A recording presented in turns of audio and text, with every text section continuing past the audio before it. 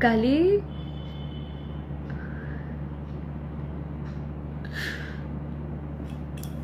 কালিয়ে কথা পাতিলো তোমাৰ লগত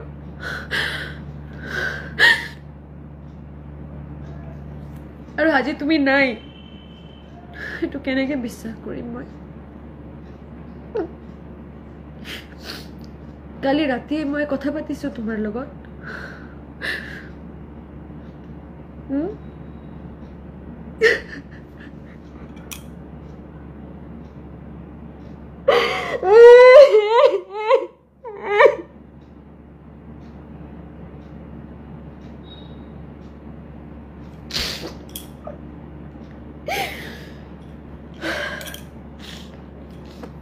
আজি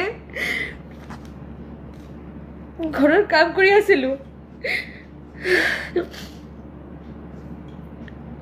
লগতে মোৰ এজন ৰিলেটিভৰ লগত কথা পাতি আছিলো কথা পাতি থাকোতে বহুকেইটা ফোন আহিল মোৰ তাতে যি মানুহবিলাকে মোক ফোন নকৰে আৰু মই কোনোবাৰ ফোন উঠা নাই পিছে মোৰ বাউন্সাৰ এজনী ফোন কৰিলে ফোন কৰি ক'লে বা কি কৰি আছা মই ক'লো কাম কৰি আছো কোৱা মোক কৈ আছে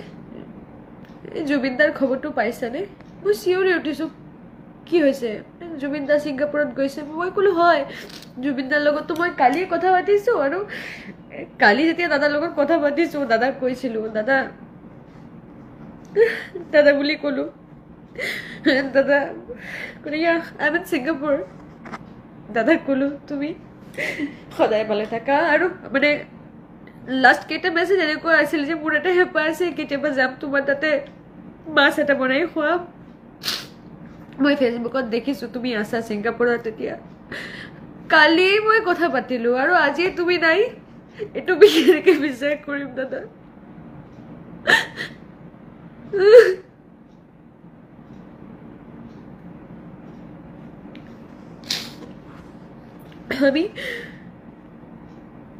আমি সবসময় ভয়ে ভয়ে থাকতাম যে জুবিনদা এত ড্রিঙ্ক করে কোনোদিন যদি কিছু হয়ে যায় কোনোদিন যদি হার্ট অ্যাটাক করে কোনোদিন যদি কোনো রকম শারীরিক সমস্যা হয় বা কোনোদিন যদি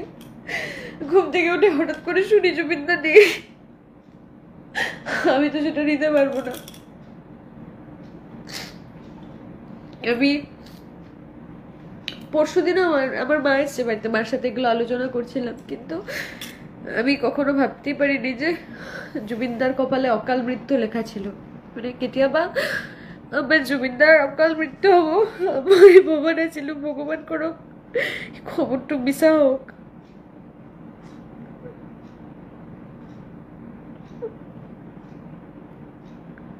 বহু মানুহে মোক ফোন মাৰি আছে কিছুমানে ফোন কৰি তোমাৰ বাইট লাগে বাইটো বিচাৰি আছে কিন্তু মই এতিয়া এইবিলাক দিব মই এনেকুৱা অৱস্থাত নাই মই এতিয়া